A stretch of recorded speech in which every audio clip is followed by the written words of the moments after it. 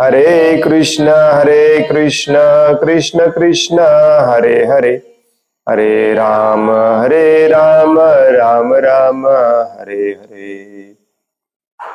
मुखं करोति वाचालं पंगुं लंघायते गिरिं, यत्कृपातमहं वन्दे श्रीगुरुं दीनतारिणम्। हरे कृष्ण।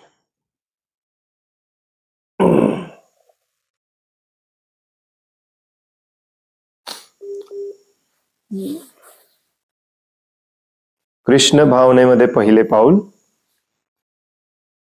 आज आपला 15वा दिवस आहे वाचायचा। मला वाटलं तर आठवड्यात संपेल। आज आपण वाचणार आहोत नगर संकीर्तन, एकादशी व्रत कसा पाळायचा आणि त्याच्या पुढचा सेक्शन कुठला आहे मीच विसरलो, चातुर्मास्याचं महत्व। आता सध्या आपण चातुर्मासामध्ये आहोत, त्यामुळे चातुर्मासाचं महत्व देखील समजावून घेतलं पाहिजे।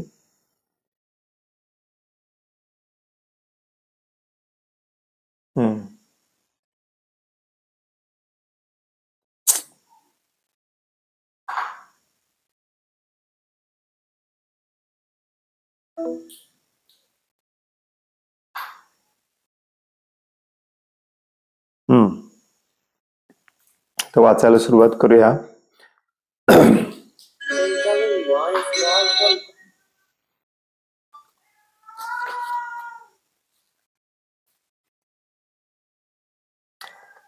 काल आपण वाचलं की प्रचार कार्य करणे हे श्रील प्रभुपादांचं मुख्य मिशन आहे। आपली सेवा म्हणजेच प्रचार कार्य आहे, त्यामुळे प्रचार कार्यामध्ये सगळ्यांनी भाग घेतला पाहिजे। तीच सेवा आहे ऍक्च्युली तसं बघायला गेलं तर। त्यातलाच एक भाग आपण वाचला काल, म्हणजे पुस्तक वितरण। पुस्तक वितरण जरी प्रचार कार्य असलं तरी ते पुस्तकामधलं ज्ञान त्याचं वितरण पण झालं पाहिजे। त्यामुळे जे लोक याच्यामध्ये इंटरेस्टेड नाही आहेत त्यांना इंटरेस्ट निर्माण करण्यासाठी श्री चैतन्य महाप्रभूंनी जो मार्ग आपल्याला सांगितलेला आहे तो मार्ग म्हणजे नगर संकीर्तनाचा मार्ग, ज्याला संकीर्तन यज्ञ देखील म्हटलं जातं। तर ते आज आपण वाचणार आहोत। त्याच्यानंतर एकादशी व्रत आणि चातुर्मास्य आणि दामोदर व्रत। गावोगावी नगरातील मार्गांवरून मृदंग व टाळांच्या साथीने भक्तांच्या गटाद्वारा होणाऱ्या उच्च स्वरातील हरिनाम संकीर्तनास नगर संकीर्तन किंवा हरिनाम संकीर्तन असे म्हणतात।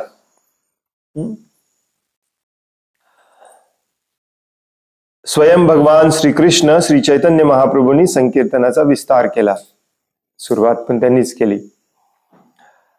आध्यात्मिक दृष्ट्या मंद तसेच कृष्ण भावनेपासून काही कारणाने वंचित असलेल्या अनेक लोकांपर्यंत संकीर्तनाद्वारा कृष्ण नामाची कृपा प्राप्त होते।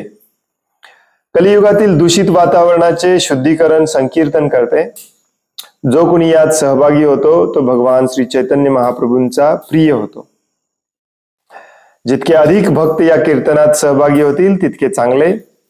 काही कारणवश भक्त उपस्थित नसतील तर 3, 4 किंवा 2 नाहीतर एकटा भक्त नगर संकीर्तनास जाऊ शकतो। बऱ्याचदा आपली तक्रार असते की भक्त येत नाहीत नगर संकीर्तन, तुम्ही एकटे जावा।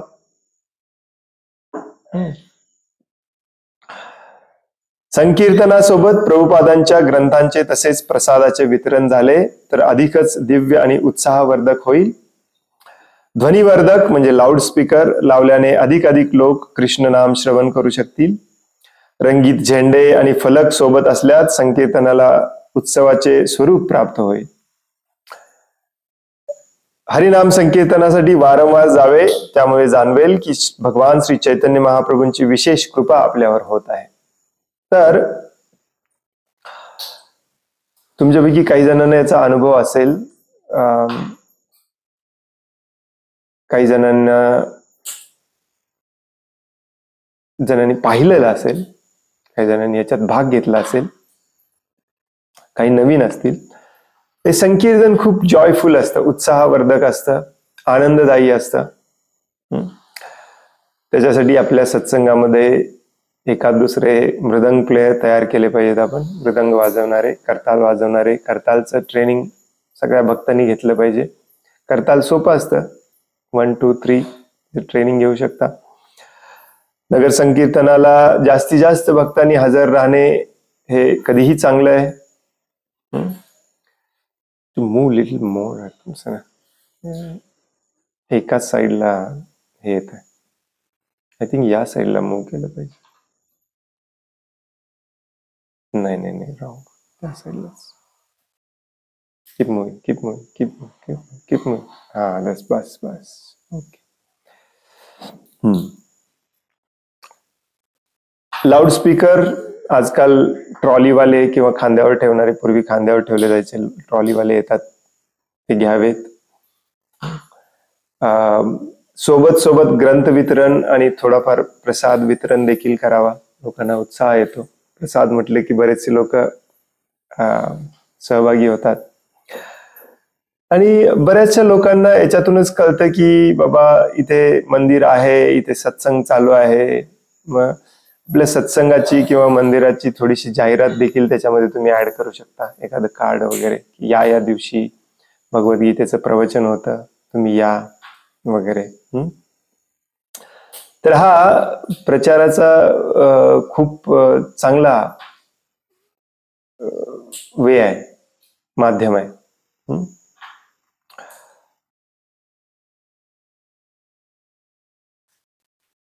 परंतु एक वर्ड ऑफ कॉशन, एक सूचना, की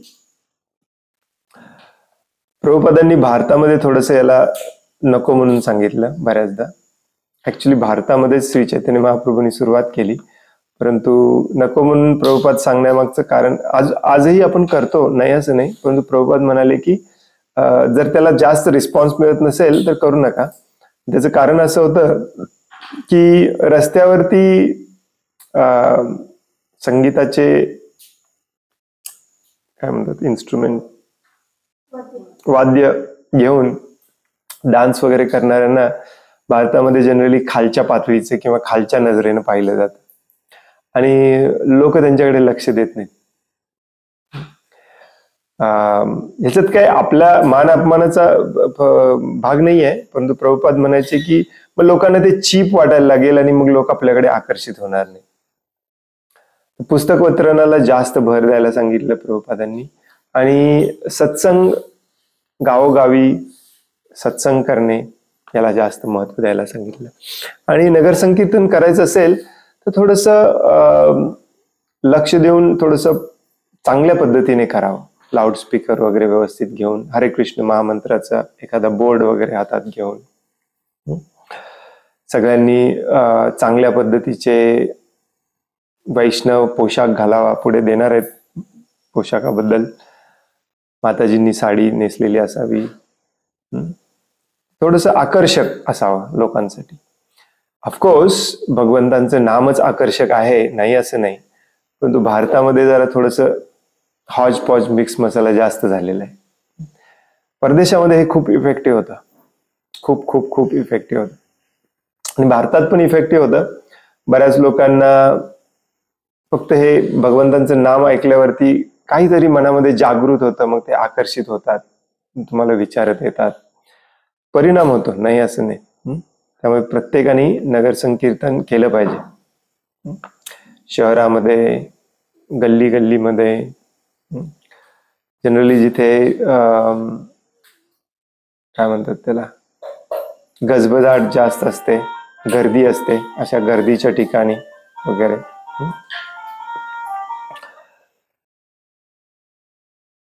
हरिनाम संकीर्तनासाठी वारंवार जावे, त्यामुळे जाणवेल की भगवान श्री चैतन्य महाप्रभूंची विशेष कृपा आपल्यावर होत आहे. आणि जो संकीर्तनासाठी जातो त्याची पण शुद्धी होते. जो पुस्तक वितरण करतो, जो संकीर्तनासाठी जातो, जो पुस्तक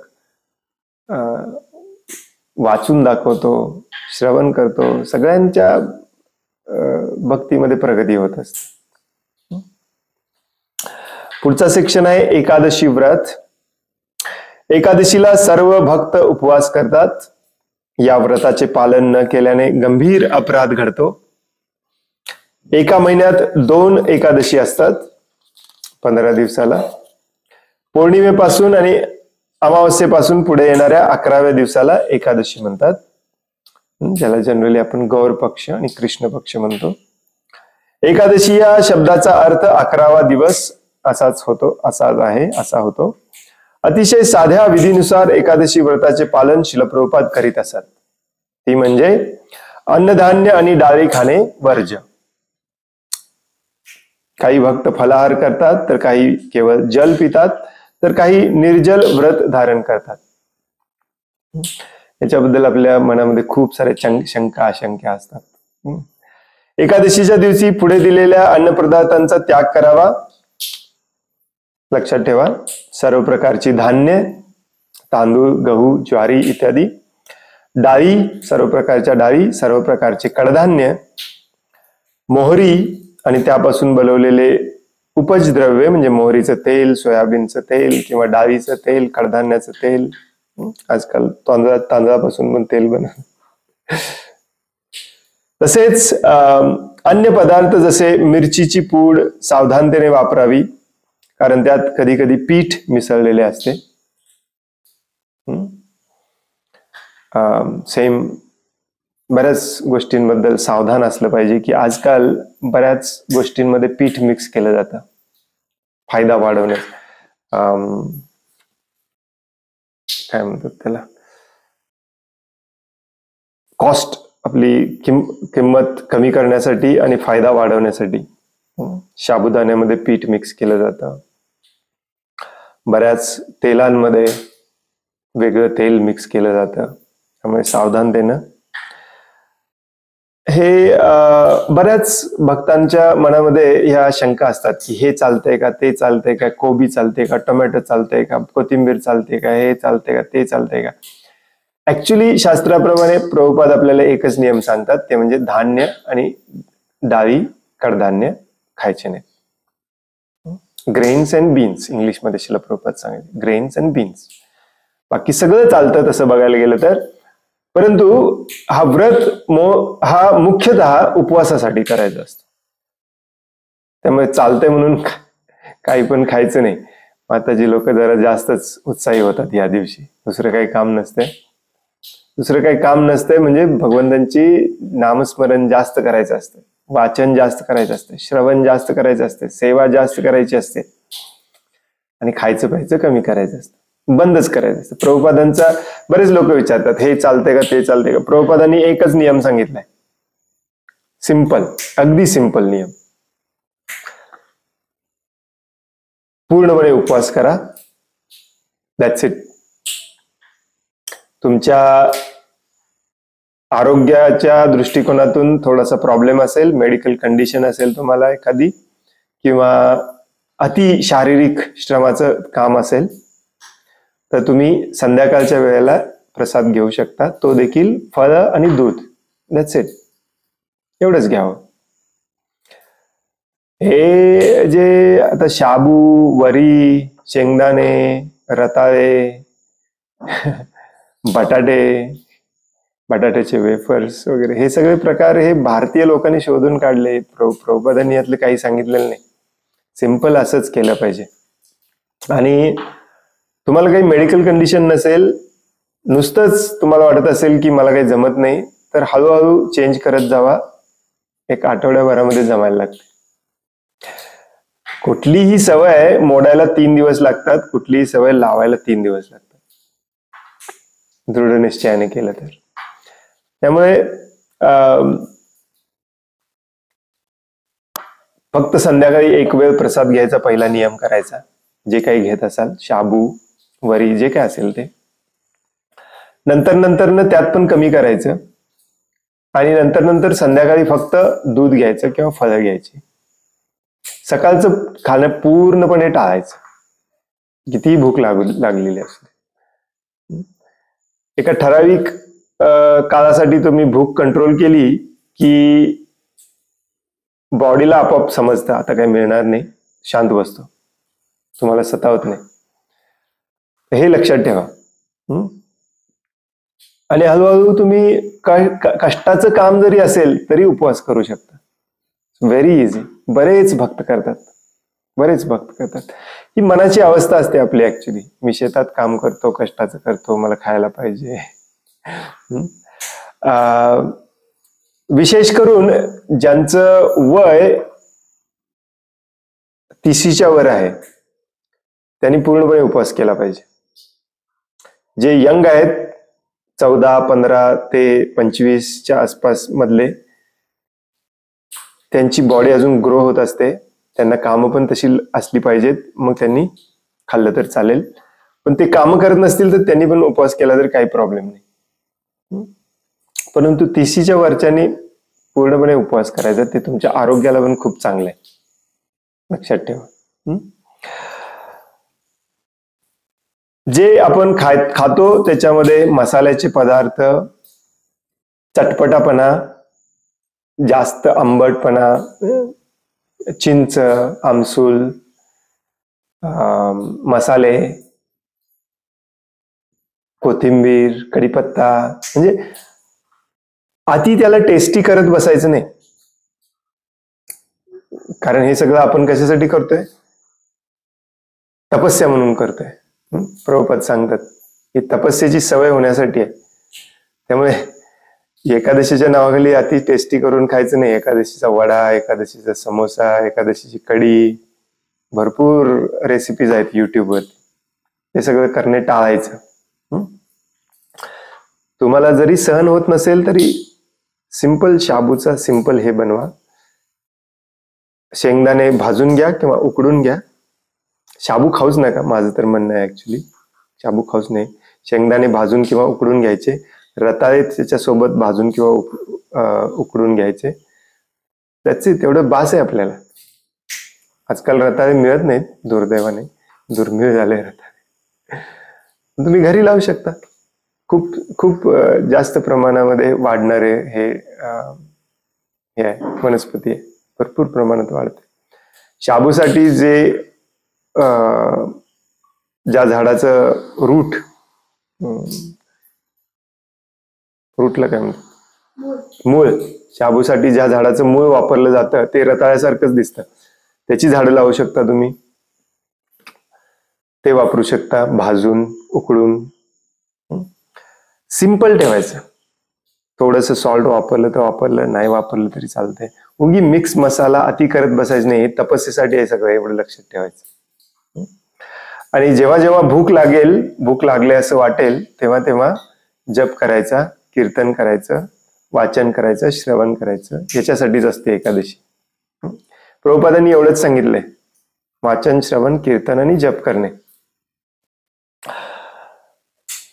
दुसरं काही सांगितलेलं नाहीये. तुम्ही जे काही वाचता, एकादशी महात्म्य पुस्तक पहिले वाचायचं बंद करा. घरात असेल तर देऊन टाका कुणाला तरी. काही गरज नाही आहे. प्रभुपादांनी कधी सांगितलेलं नाहीये. कुठून आलं माहिती नाही. काही गरज नाही आहे. मग प्रभूजी आम्हाला एकादशीचं महात्म्य कळणार कसं? हेच आहे एकादशीचं महात्म्य. प्रभुपादांच्या हजारो लेक्चरमध्ये प्रभुपाद एकादशीचं महात्म्य सांगतात. एकच महात्म्य सांगतात, एकादशीच्या दिवशी उपवास करायचा, जप जास्त करायचा, कीर्तन जास्त करायचं, श्रवण जास्त करायचं, सेवा करायची. बस हेच आहे एकादशीचं महात्म्य. आपल्याला 10 अश्वमेघ यज्ञाचं सुकृती मिळवायची नाही आहे, किंवा आपल्याला राजसूय यज्ञाची सुकृती मिळवायची नाही आहे, किंवा आपल्याला याची सुकृती मिळवायची नाही आहे, त्याची सुकृती मिळवायची नाही.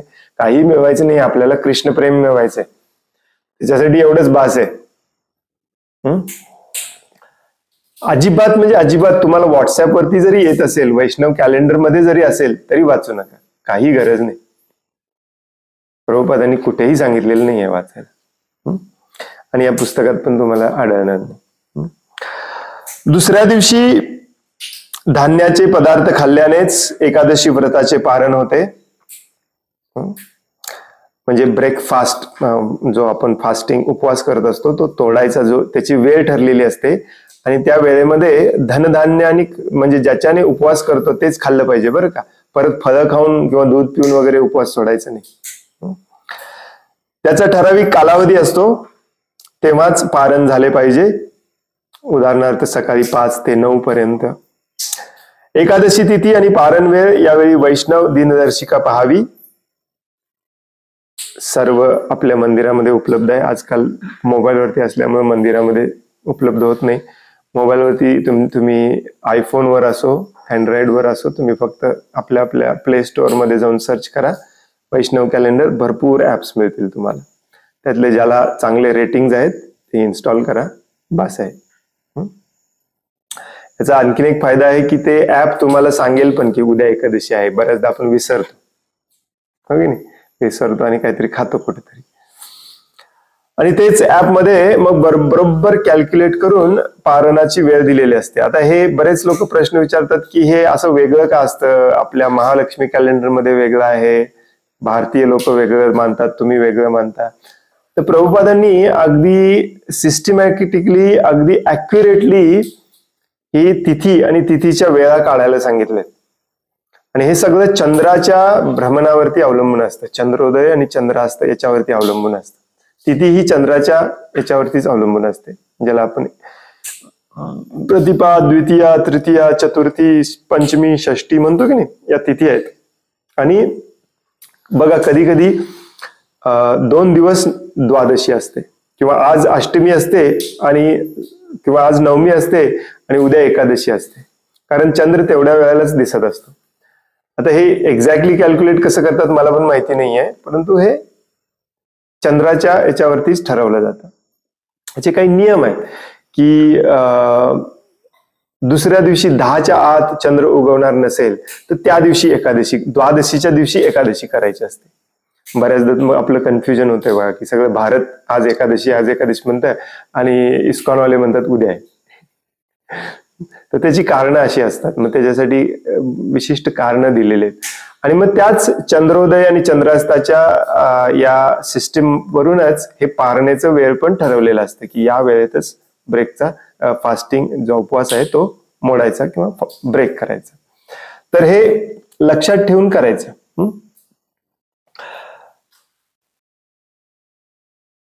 इस्कॉन संस्थेमध्ये उपयोगात असलेली दिनदर्शिकाच पाहावी, कारण अन्य लोकांनी बनवलेल्या दिनदर्शिकेमध्ये या तिथी व तारखेमध्ये फरक असू शकतो.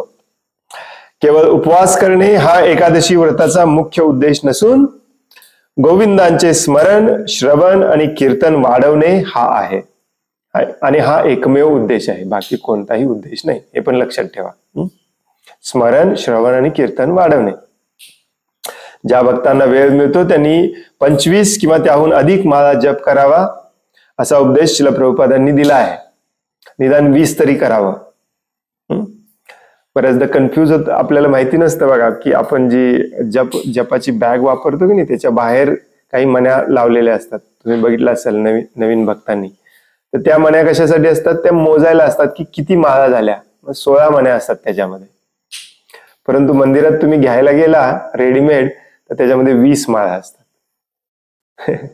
20 का असतात, तर एकादशीच्या दिवशी उरलेले 4, कमीत कमी 20 करावेत. ऍक्च्युली रोजच 20 केला तरी प्रॉब्लेम नाही, काही प्रॉब्लेम नाही. कमीत कमी 16 करायचे असतात आणि एकादशीच्या दिवशी थोडस जास्त करायचं. प्रभूजी मला सेवा आहे खूप भगवंतांचीच, मंदिरामध्ये, शेतामध्ये गायीची सेवा मी करू शकत नाही ज्यादा जप, काही हरकत नाही. सेवा हीच भगवंतांची स्मरण आहे. आपण ते भगवंतांसाठी करतोय, या स्मरणाने सेवा करत राहिलो. आणि सेवा करणाऱ्यांनी लक्षात ठेवा, सेवा करणाऱ्यांनी सदैव नामस्मरण करतच सेवा करायची असते. त्यामुळे दिवसभर जप चालू असला पाहिजे, बरं तर मोजला नसला तरी. शेवटचा मुद्दा सांगितलेला आहे तो म्हणजे एकादशीच्या दिवशी केस किंवा नखे कापू नयेत, दाढी करू नये. याचं असं काही कारण माहिती नाही मला, परंतु जनरली याचं कारण असं सांगितलं जातं की तेवढा तरी वेळ का वाया घालवायचा, सगळा वेळ एकादशीच्या दिवशी भगवंतांच्या स्मरणामध्ये, श्रवणामध्ये, कीर्तनामध्ये, जपामध्येच घालवला पाहिजे. परंतु तुम्हाला कुठे जायचं असेल इमर्जन्सीमध्ये, कुठली तरी मीटिंग असेल वगैरे,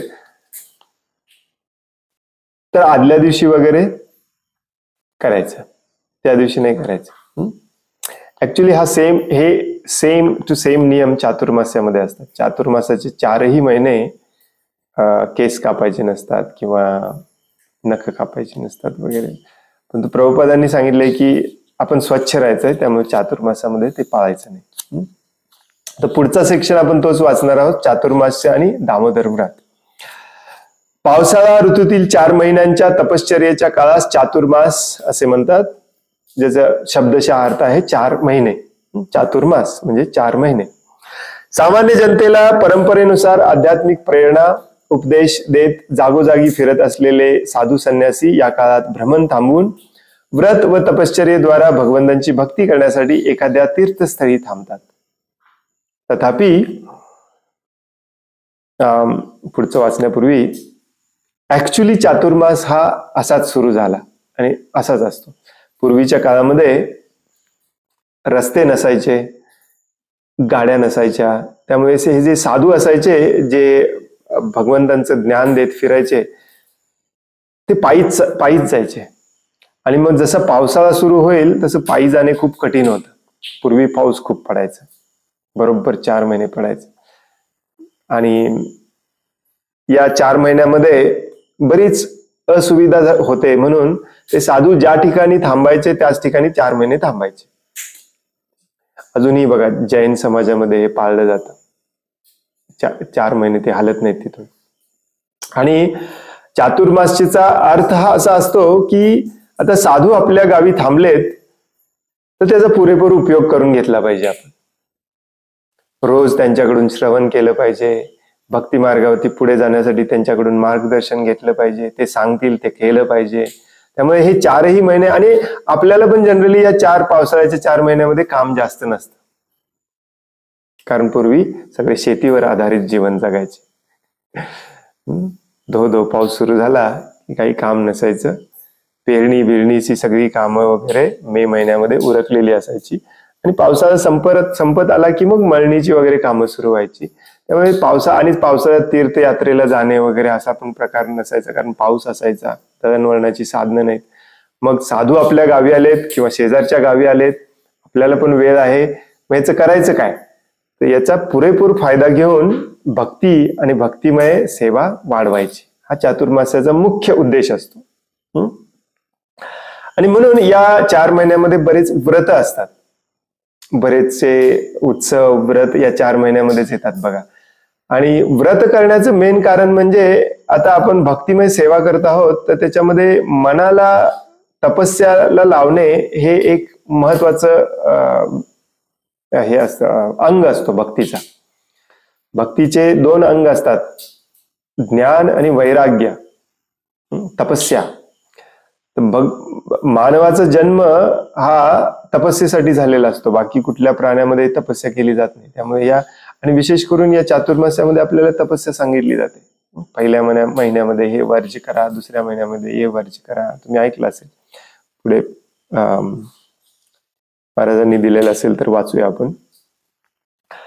बरेच लोक म्हणतात की प्रभुपादांनी कुठे सांगितलेलं नाही आहे करायला. प्रभुपादांनी पण करायला सांगितलेलं आहे. ऍक्च्युली चैतन्य चरितामृतामध्ये एक तात्पर्य आहे अख्खा, तिथे प्रभुपाद सांगतात की सगळ्यांनी केलं, चातुर्मास्याचं व्रत पाळलं पाहिजे सगळ्यांनी. तथापि आपल्या आचार्यांनी काही नियम बदलले. श्रील प्रभुपादांनी दिलेल्या आज्ञेप्रमाणे भक्तगण पावसाळ्यात सुद्धा तीव्र प्रचार कार्य थांबवत नाहीत. बाहेर जाणे, प्रचार करणे थांबवायचं नाही. यासाठी भक्तांना चातुर्मास पालन करणे शक्य होत नाही. आहाराविषयी पुढील नियमांचे मात्र ते पालन करतात. पहिल्या महिन्यात पालेभाज्या, दुसऱ्या महिन्यात दही, तिसऱ्या महिन्यात दूध आणि 4थ्या महिन्यात उडीद डाळ याचे सेवन करत नाहीत. सोपं असतं. याला सायंटिफिक आणि लॉजिकल पण अर्थ असतो. पहिल्या महिन्यामध्ये भाजीपाला खाऊ नये म्हणून सांगतात, कारण भरपूर भाजीपाला येतो, आणि जेव्हा पाऊस सुरू होतो भरपूर भाजीपाला येतो सगळीकडे. यंग पानं असतात, टेंडर, आणि भरपूर किडे मकोडे पण तयार होतात याच दिवसात. तुम्ही बघितलं असेल, यावर्षी खूप चांगला पाऊस झाला, त्यामुळे सगळीकडे किडे दिसत होते. तर भरपूर किडे मग खाल्ले जातात आपल्याकडून त्याच्यातून. हा एक त्याच्या मागचं सायंटिफिक कारण असतं. आणि दुसरं सायंटिफिक कारण हे असतं की पावसाळ्यामध्ये वात विकार वाढतो. आपला वात वाढतो. आणि हे वात वाढण्याचं कारण दोन्ही असतं, पाऊस, थंडी, वारा आणि हे पालेभाज्या. म्हणून पालेभाज्या खायची नाही. पालेभाज्यांमुळे वात वाढतो. Excuse me. मग तुम्ही म्हणाल की अन्य वर्षभर खाल्ल्यावर वाढत नाही का? तेव्हाही वाढतो, परंतु आताचं कॉम्बिनेशन थोडस जास्त डेंजरस असतं, कारण बाहेरचा वारा, पाऊस, वादळ याच्यामुळे ऑलरेडी वात कमी वाढलेला असतो त्याच्या, आणि हे पालेभाज्या खाल्ले की अजून जास्त वाढतं. आणि दुसऱ्या महिन्यात दही आणि तिसऱ्या महिन्यात दूध न खाण्याचं पण कारण तेच आहे. कारण ज्या गायी असतात, होपफुली तुम्ही गाईचं दूध पिता किंवा म्हैशी असतात, त्यांना पण हा फ्रेश पालेभाज्याच खायला मिळतो. सगळीकडे नवीन नवीन नवीन पालवी फुटलेली असते आणि मग त्याच्यात ते दुधामध्ये देखील ते गुण आलेले असतात आणि मग दुधाने, दहीने पण वात वाढतो. आणि दही दूध न खाण्याचं आणखीन एक लॉजिकल तर्कशुद्ध कारण असं आहे की गायी ह्या जनरली या चातुर्मासाच्या दुसऱ्या आणि तिसऱ्या महिन्यामध्येच वेतात, त्यांची डिलिव्हरी होते. मग ते वासरं यंग असतात, त्यांना तेव्हा दुधाची जास्त गरज असते, त्यामुळे आपण घेतलं नसलं पाहिजे. आता दुर्दैवाने हे होत नाही, परंतु जिथे नैसर्गिक वातावरण असतं तिथे अजूनही तुम्हाला दिसेल. जसं परवा आम्ही एका गोशाळेत गेलो होतो, ते अजिबात गायींना आणि बैलांना कंट्रोल करत नाहीत, निवांत रोज चरायला सोडतात. त्यांची सगळी पिल्ली या 2 महिन्यामध्ये होतात. किती सारी पिल्ली झाली होती.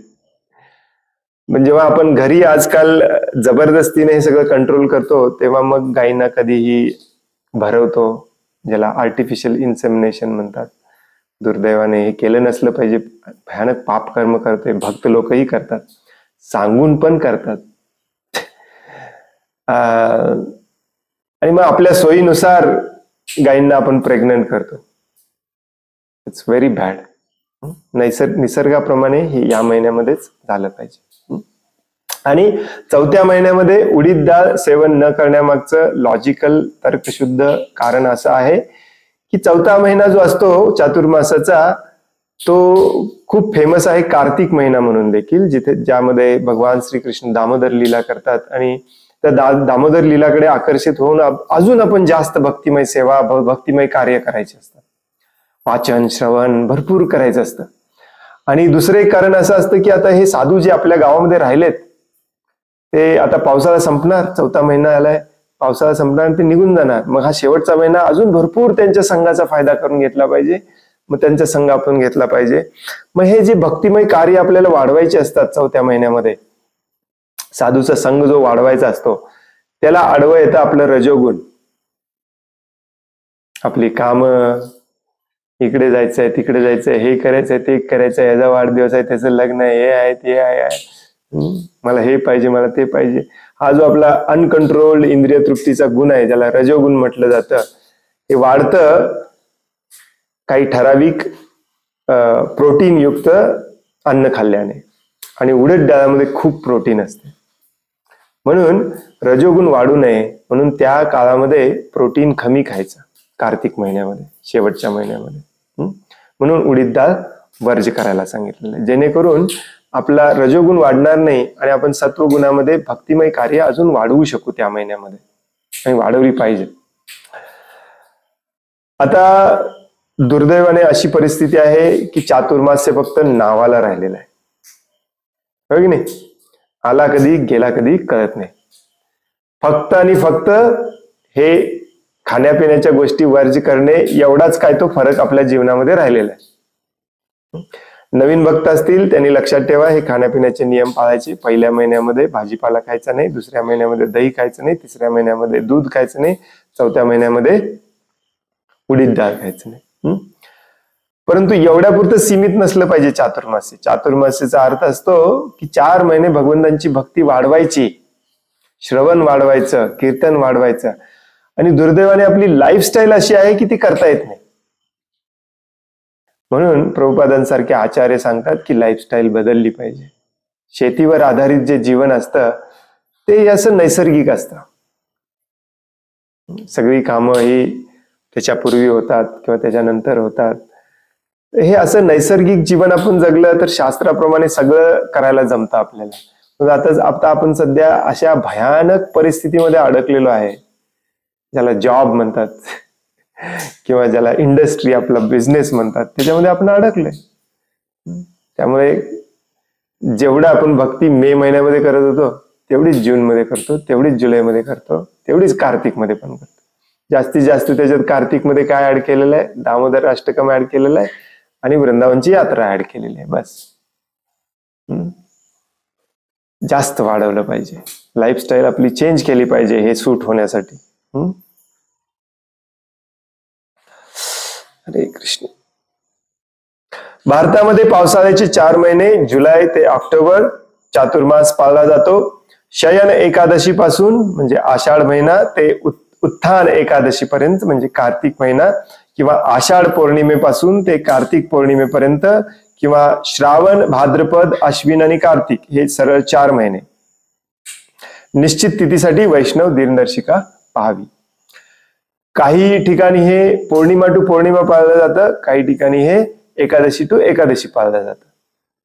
काही हरकत नाही, काही फरक पडत नाही. 8 दिवसांनी, 8 पण नाही, किती, 4 दिवसांनी. चातुर्मासातील 4था महिना आहे कार्तिक. या मासामध्ये भगवान श्रीकृष्णांच्या दामोदर रूपाची उपासना केली जाते, म्हणून याला दामोदर मास असेही म्हणतात. बालकृष्णाला शिक्षा करण्यासाठी यशोदा मातेने त्यांच्या पोटाला दोरीने बांधले होते, त्यामुळे त्यांना दामोदर, दाम म्हणजे दोरी आणि उदर म्हणजे पोट, हे नाव पडले. तर कार्तिक महिन्यात वृंदावनात निवास करून अनेक भक्त विविध व्रतांचे पालन करतात. मंदिरातील देवघरात दामोदर लीलेचे छायाचित्र किंवा विग्रह ठेवले जाते. त्यांना सकाळी आणि संध्याकाळी भक्तगण दिव्याने देवघराबाहेरूनच ओवाळतात. त्याचसोबत दामोदर अष्टकम ही प्रार्थना गायली जाते. आता घरी तुम्हाला दोन्ही वेळ जमत नसेल तरी निदान एक वेळ संध्याकाळी किंवा सकाळी, मोस्टली लोकांना संध्याकाळी जमतं, दामोदर अष्टक गायलं पाहिजे आणि भगवंतांना दीप दान केलं पाहिजे. हे दीप जे आहे ते जनरली तुपाचं असावं. दामोदर महिन्यामध्ये एक गोष्ट, दामोदर महिना किंवा कार्तिक महिना ज्याला म्हणतो आपण, त्या महिन्यामध्ये एक कटाक्षाने गोष्ट आपण पाळायची, म्हणजे आपण एक टाइम टेबल बनवून एक लिहून ठेवायचे की आपण आज मंगलारती केली की नाही, आज तुळशी आरती केली की नाही, आज 16 माळा जप केल्या की नाही, 2 वेळा आंघोळ केली की नाही, संध्या आरती केली की नाही, दामोदर अष्टकम केलं की नाही. अत्यंत महत्वाचं आहे. दामोदर महिन्यामध्ये जेवढं आपण करू ते कित्येक पटीने त्याचे आपल्याला रिझल्ट मिळतात. असं पद्मपुराणामध्ये सांगितलेलं आहे, बऱ्याच पुराणांमध्ये सांगितलेलं आहे दामोदर महिन्याचं महत्व. आणि जे दामोदर अष्टकम म्हणतो त्याचा अर्थ देखील समजावून घेतला तरी भरपूर प्रगती होते आपली. अतिशय सुंदर अशी ते रचना आहे दामोदर अष्टकमची. तर इथे डिटेलमध्ये दिलं नाही, पण तुम्ही लक्षात ठेवा. आता कुठला महिना चाललाय चातुर्मासाचा? भाद्रपद. भद्र चालू आहे ना. पहिला श्रावण येतो, मग भाद्रपद येतो, मग अश्विन, मग कार्तिक. तर आता दुसरा महिना चालू आहे. अजून एक दुसरा महिना ऑलमोस्ट संपत आला, 3-4 दिवस राहिले. मग तिसरा महिना सुरू होईल आणि मग त्यानंतर कार्तिक महिना. कार्तिक महिन्याची आपण वाट बघितली पाहिजे. इथे दिलेलं नाहीये, परंतु एक्स्ट्रा टिप तुमच्यासाठी. प्रचार कार्यासाठी कार्तिक महिना खूप चांगला आणि महत्वाचा असतो. कार्तिक महिन्यामध्ये जे दामोदर लीला आणि दामोदर अष्टकम आपण गातो, हे वेगवेगळ्या भक्तांच्या घरी आपण ठेवायचं आणि मग रोज एका भक्ताच्या घरी भेटायचं होतं आपल्याला आणि वेळ काढायचा. रोज पूर्ण 30 दिवस न चुकता दामोदर अष्टक दीपदान केलं पाहिजे. वेगवेगळ्या भक्तांच्या घरी केला तर अतिशय सुंदर पद्धतीने होत. भक्तीमध्ये हेच महत्वाचं आहे की किती तुम्ही या सगळ्या गोष्टींसाठी वेळ काढता. हळूहळू तुम्हाला या गोष्टींसाठी वेळ काढता आलं पाहिजे, नसेल तर तुमची प्रगती कधीही होणार नाही. हळूहळू तुमच्या डोक्यामध्येच हे फिट होतं की मी जे करतोय ते बरोबर आहे, त्यामुळे जास्त वेळ बिझनेसला जॉबला दिला तरी चालेल, नातेवाईकांना दिला तरी चालेल, भगवंतांना कमी वेळ दिला तरी चालतो. हे एकदा डोक्यात फिट झालं की मग ते तुमच्या डोक्यातून कोणीही काढू शकत नाही. आणि मग नंतर रडायचं नाही माझी का प्रगती होत नाही म्हणून. पुढचा सेक्शन वाचूया का नको? उत्सव हा पुढचा सेक्शन आहे. वो मोठा सेक्शन आहे. ओके. नाही, सगळे उत्सव थोडक्यात दिलेले आहेत, सगळे. इथेच थांबूया आपण. उत्सव का साजरा केला पाहिजे याचं महत्व 2 पानावरती दिलेलं आहे. आणि सगळे जे उत्सव आपण साजरे करतो ते थोडक्यात 1, 2, 2, 3, 3 वाक्यामध्ये महाराजांनी दिलेलं आहे. ते पण वाचून काढूया उद्या. त्यानंतर आहे दंडवत प्रणाम करणे, नमस्कार करणे, वैष्णव पोशाख. हरे कृष्ण.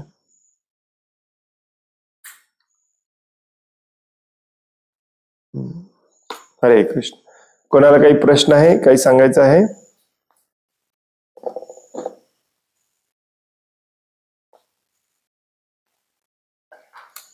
हरे कृष्ण प्रभूजी, दंडवत प्रणाम. हरे कृष्ण, दंडवत प्रणाम. प्रभूजी, आता ते दामोदर महिन्यात एवढे जे खायला म्हणतात ते आता खाल्लं तर चालेल का?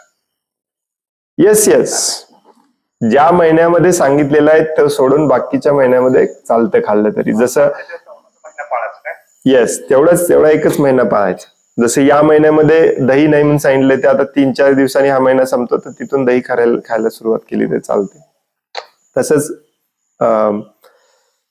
कार्तिक महिना सुरू व्हायच्या 1 दिवस आधी भरपूर इडली खाऊन घ्यायची.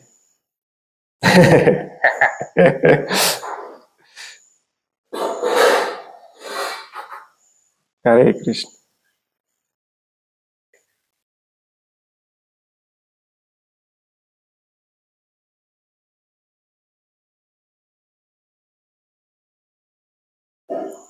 जसं पहिल्या महिन्यामध्ये भाजीपाला खायचा नाही म्हणून सांगितला जातो, तर 2ऱ्या-3ऱ्या महिन्यामध्येच खायला सुरुवात केली तर चालते. कारण त्या महिन्यापर्यंत भाजीपाला थोडासा आता काय म्हणतात त्याला,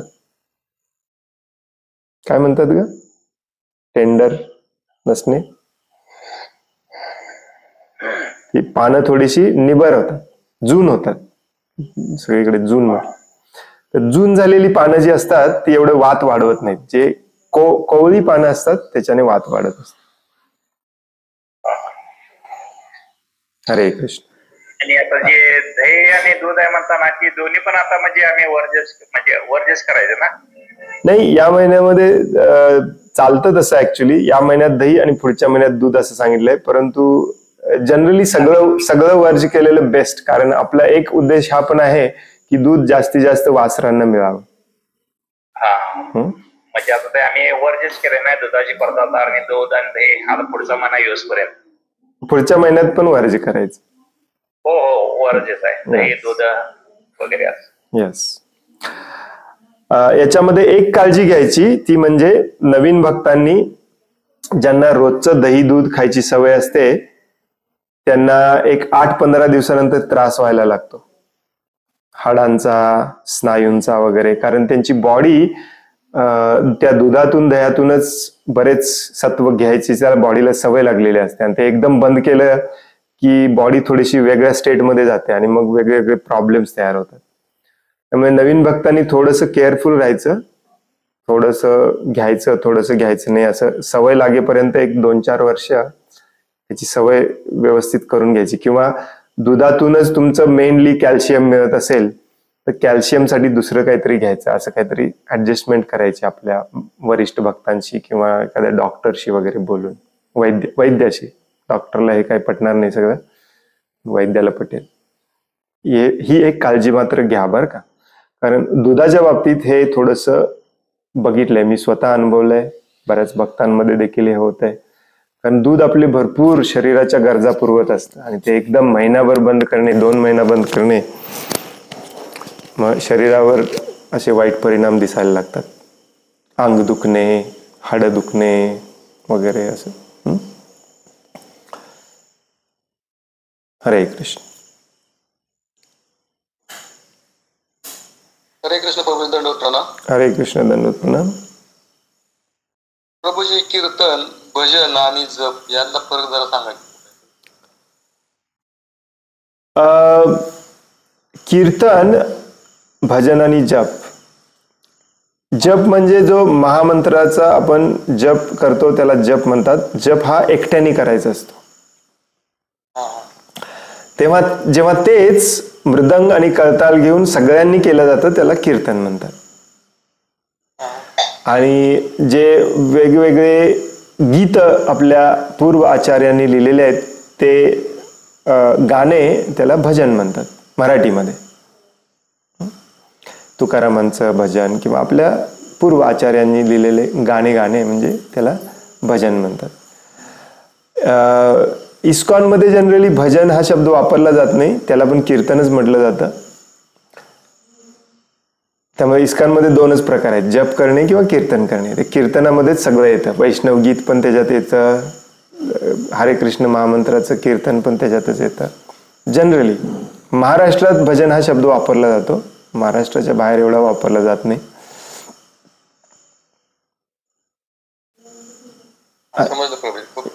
एवढाच फरक असतो. संस्कृतमध्ये देखील हा शब्द येतो भजन, भजने. त्याचा अर्थ कम्प्लिटली वेगळा असतो.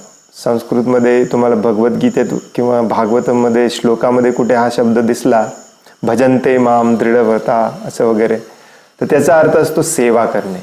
संस्कृतमधल्या भजनेचा अर्थ असतो सेवा करणे. कीर्तनचा आणखीन एक अर्थ असतो जो महाराष्ट्रात देखील प्रचलित आहे आणि बाहेर पण आहे ऍक्च्युली, परंतु महाराष्ट्रात जास्त प्रचलित आहे. कीर्तनचा अर्थ असतो प्रवचन. आपले वारकरी संप्रदायातले कीर्तनकार असतात ते प्रवचन सांगतात, त्याला देखील कीर्तन म्हटलं जातं. आणि प्रभुपाद पण कधी कधी ह्या प्रवचनाला कीर्तन म्हणायचे, याला पण कीर्तन म्हटलं जातं.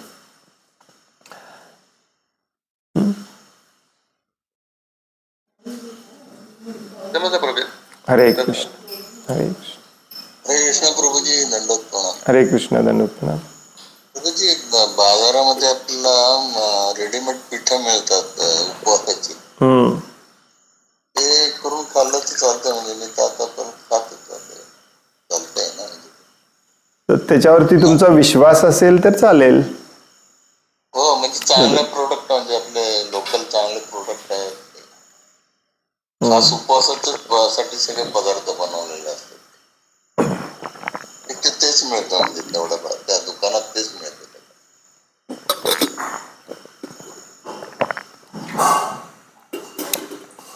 कलियुगामध्ये ऑलरेडी सुरू झालेलं आहे ऍक्च्युली. जोपर्यंत तुम्ही त्या शेतकऱ्याला पर्सनली ओळखत नाही तोपर्यंत त्याला शुद्ध म्हणायचंच नाही.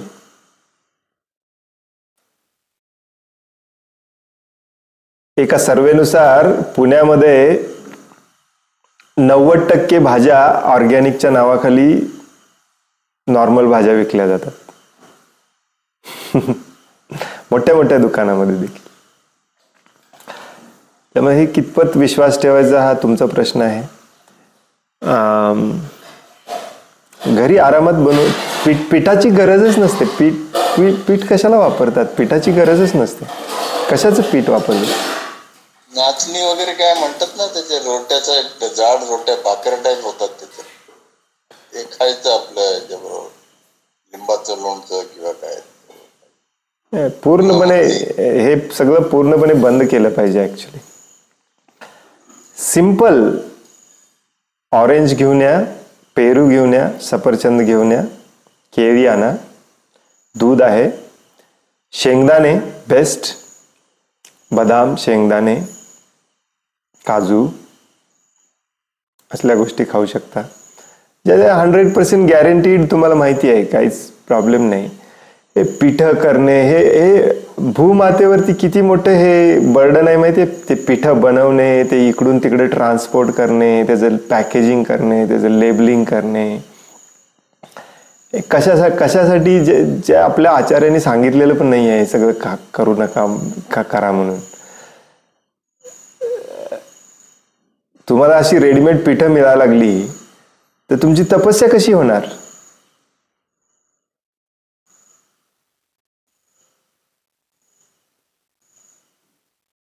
लोणचं बिंचं तर अजिबात खाल्लं नसलं पाहिजे. या लोणच्यावरून मी थोडस माझा मी टोन बदलला. त्याच्यापूर्वी मी चालतंय म्हणत होतो. लोणचं अजिबात खाल्लं नसलं पाहिजे. तुमच्या जिभेचे चोचले पुरवणे तुम्हाला एक दिवस थांबवायचं जमत नसेल तर तुम्हाला एकादशीचं व्रत कळालंच नाही. लोणचं, चटणी, बऱ्याच ठिकाणी ते काय म्हणतात त्याला, शेंगदाण्याची आमटी केली जाते, बरंच काय काय त्याच्यामध्ये घालून. लिंबूचं गोड लोणचं प्रभूजी, मसालावालं नाही, लिंबूचं गोड लोणचं, गोड. हे बघा, धान्य आणि कडधान्य सोडून सगळं चालते, परंतु तत्वज्ञान असं आहे की त्या दिवशी तुम्हाला तपस्या करायची. त्यामुळे प्रभुपादांनी सांगितलंय फक्त फळ आणि दूध घ्या, तुमची इच्छा. Okay okay Prabhuji.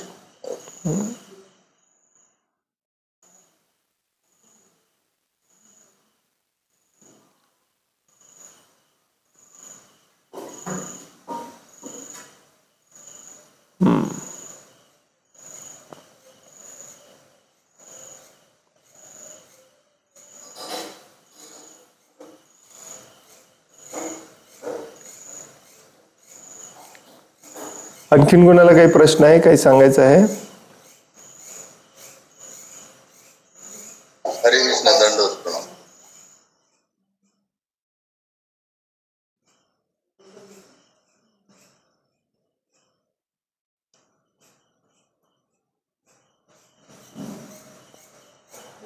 हरे कृष्ण प्रभू. हरे कृष्ण. मी म्हणालो की आपल्याला समजा आपण आध्यात्मिक जीवन जगत असताना आपलं भौतिक जीवन पण सुधारलं जातं, तर अशा पद्धतीने आपण लोकांना सांगू शकतो का? मी समजा कारण त्यांना सुरुवातीला आध्यात्मिक जीवनावरती पण विश्वास नाहीये नसतो, मग भौतिक जीवन सुधारण्यासाठी काही तुम्ही या त्यांना थोडा थोडा अनुभव आल्याच्या नंतर मग ते त्यांना याचा आध्यात्मिक जीवनाचा पण आनंद मिळायला सुरुवात होईल आणि मग ते कंटिन्यू त्यांनी केलं तर त्यांच्यामध्ये पण आध्यात्मिक विकास होईल. अध्यात्मामध्ये लोकांना आणण्यासाठी भौतिक जीवन पण थोडंसं सुधारतं असा प्रचार केला तर चालेल का?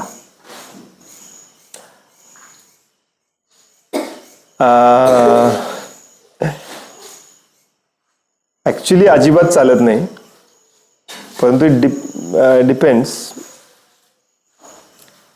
प्रभुपाद पूर्णपणे याच्या विरोधात होते. आध्यात्मिक जीवनामध्ये ऍक्च्युली भौतिक जीवनात प्रॉब्लेम असतात म्हणूनच 99% लोक येत असतात, नाही असं नाही. परंतु हे भौतिक जीवन सुधारणे म्हणजे काय याच्यावरती अवलंबून आहे. उदाहरणार्थ, तुम्हाला किंवा तुमच्या घरातल्याने एखादा असाध्य रोग झालेला असेल तर त्याच्यासाठी तुम्ही मंदिरात येता किंवा भगवंतांकडे येता आणि भगवंत त्याला यस काही प्रॉब्लेम नाही म्हणतात. अर्थार्थी जिज्ञासू ज्ञानी. परंतु तो जप केल्याने आणि मंदिरात आल्याने तो रोग बरा होईल याची अपेक्षा ठेवणे, याला भौतिक जीवनामध्ये प्रगती म्हणत असाल तर ते होणार नाही. आणि बऱ्याचदा ते नाही झालं तर लोक ते सोडून जातात. आणि हा खूप मोठा अपराध आहे असं काहीतरी सांगून लोकांना आणणे. जो प्रचारक असतो, जो उपदेशक असतो, त्यांनी असा प्रचार कधी केला नसला पाहिजे. लोक त्या कारणासाठी येत असतील तर काही हरकत नाही, भगवंत स्वतः म्हणतात. परंतु ते आल्यानंतर त्यांनी शुद्ध भक्तांचा संग घेऊन ते आपोआप शुद्ध होतात, हे भगवद्गीतेत सांगितलंय. परंतु मुद्दामून तुम्ही हे जर सांगत असाल तर ते पूर्णपणे चुकीचं आहे.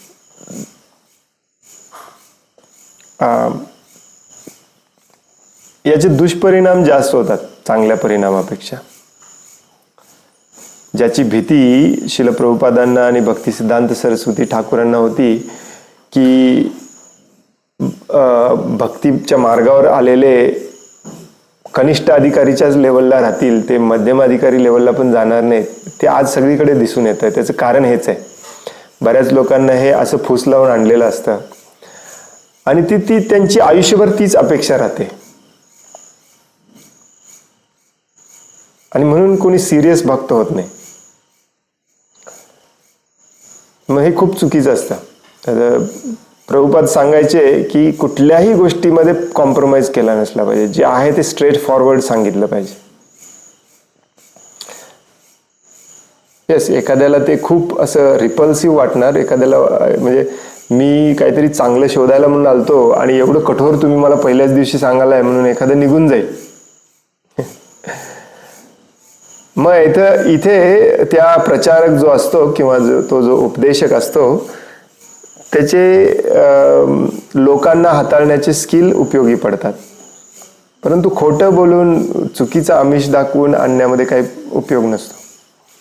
परंतु त्यांना समजावून सांगून, जसं आता फॉर एक्झाम्पल तुम्हाला मी सांगतो, आमच्या शेजारीच एक खूप फेमस, म्हणजे शेजारी म्हणजे आमच्या घराला लागून एकदम खूप फेमस मंदिर आहे आणि बरेचसे लोक तिथं नवस मागायला, शिवजींचं मंदिर आहे, नवस फेडायला, नवस मागायला वगैरे येतात.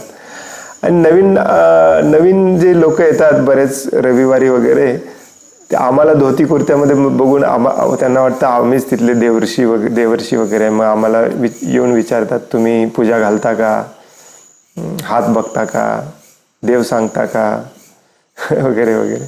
मग बरेच लोक म्हणतात प्रभूजी सांगतो या म्हणायचं आणि मग त्यांना भक्तीत आणायचं. पण याचा काही उपयोग होत नसतो ॲक्च्युली. बरेचशा लोकांना मी ट्राय केलेलं आहे, एक दोनदा म्हणजे या म्हणून बोलवल्यानंतर मी काही त्यांचे हात वगैरे बघत नाही, पण त्यांना भगवद्गीता समजावून सांगायचा मी प्रयत्न करतो की जस्ट तुमचं दुःख आहे, माझं पोरग इतके दिवस झालं लग्नच होत नाही, मुलगी नांदत नाही वगैरे वगैरे प्रॉब्लेम असतात. मग त्यांना भगवद्गीता समजावून सांगायला लागलो आपण, कारण भगवद्गीतेमध्ये सगळ्याचं सोल्युशन आहे. 5-6 मिनिटं ते ऐकून घेतात आणि निघून जातात, परत येत नाहीत. आणि ही सत्य परिस्थिती आहे, त्यांना तेच पाहिजे असतं. त्यामुळे ते तुम्ही फसवून किती वेळ फसवणार आहे, एका दुसरा वेळ फसवाल, नंतर त्यांना लक्षात आलं की मग ते यायचं बंद होतं, त्यांना काही इंटरेस्ट राहत नाही त्याच्यामध्ये. त्यामुळे हरिनाम संकीर्तन, नगर संकीर्तन करणे, लोकांना ते कानाला चांगलं वाटायला लागलं, छोटी छोटी पुस्तकं देणे बेस्ट. जे शिल प्रभुपादांनी केलं, जे भक्तिसिद्धांत सरस्वती ठाकूरांनी केलं, ऑल द वे चैतन्य महाप्रभूंपर्यंत त्यांनी जे प्रचारासाठी जे टेक्निक्स, टिप्स, ट्रिक्स वापरले तेच वापरायचेत आपल्याला. कशाला नवीन विनाकारण शोधून काढतात जिथं खोटं बोलायला लागतं. हे आजकाल जे योगाचे शिबिर वगैरे करतो की नाही आपण, योग 5 दिवसाचं योगा शिबिर, आसनं, योगासन शिकवलं जातं आणि हळूहळू त्याच्यामध्ये भक्ती शिकवली जाते. एका दुसरे भक्त याच्यातून येतात सिरियस होऊन, परंतु त्यांचा उद्देश तेवढाच असतो, नंतर ते यायचं बंद पण होतात. आपण प्रसाद वितरण करतो, फूड फॉर लाईफ, अक्षय पात्र, रोज 2 लाख लोकांना प्रसाद दिला जातो. आज 15 वर्ष झालं आपण रोज 2 लाख लोकांना प्रसाद देतोय. भक्त किती झालेत? त्या 2 लाख मधले 1 तरी व्हायला पाहिजे होता. लोकांची अपेक्षा तीच असते. मग आपणही त्यामध्ये गुरफटून जातो, आपल्याला पण त्यातली प्रसिद्धी मिळायला लागली की आपण पण भक्ती विसरून जातो.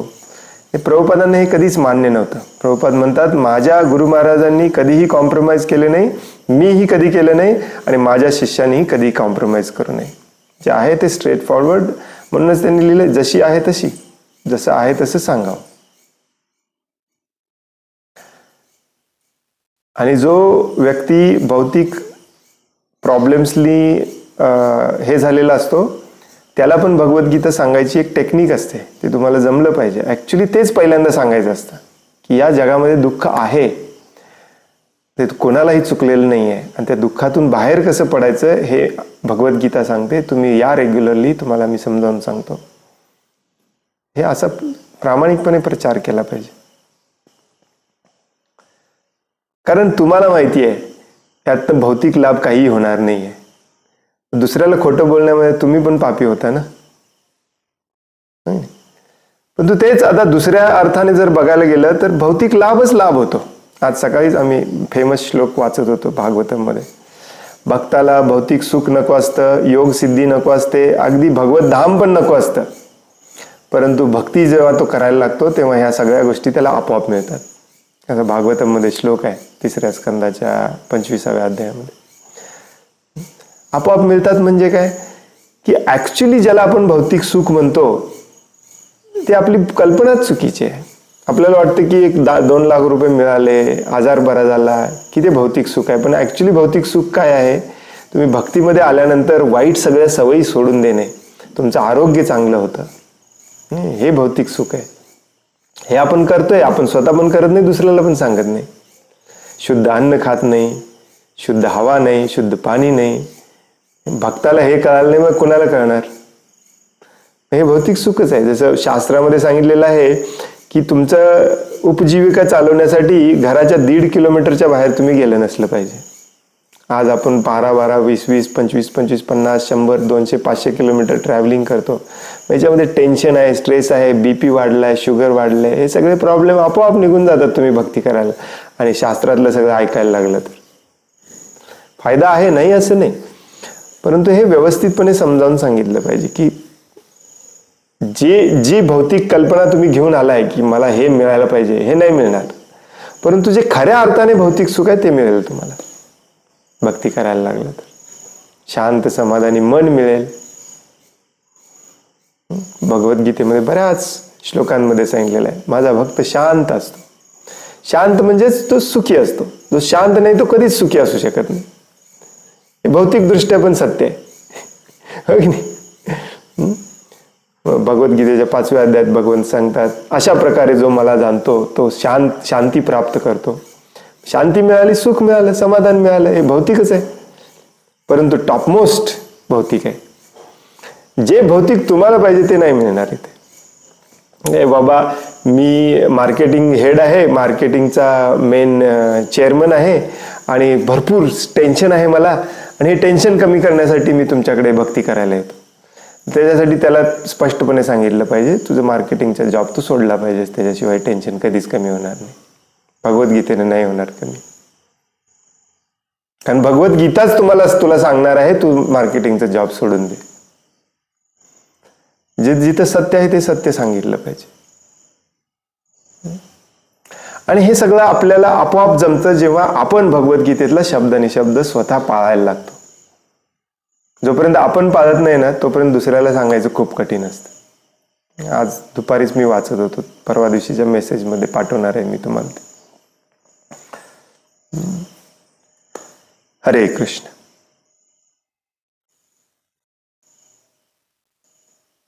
धन्यवाद प्रभू.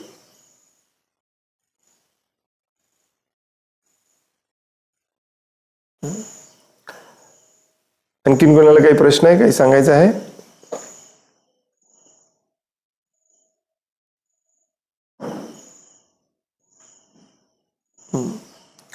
खूप खूप धन्यवाद. वांछा कल्पतरुभ्यश्च कृपा सिंधुभ्य एव च पतितानां पावनेभ्यो वैष्णवेभ्यो नमो नमः. अनंत कोटि वैष्णव वृंद की जय. वैष्णव ठाकुर शिल प्रभुपाद की जय. हरे जय.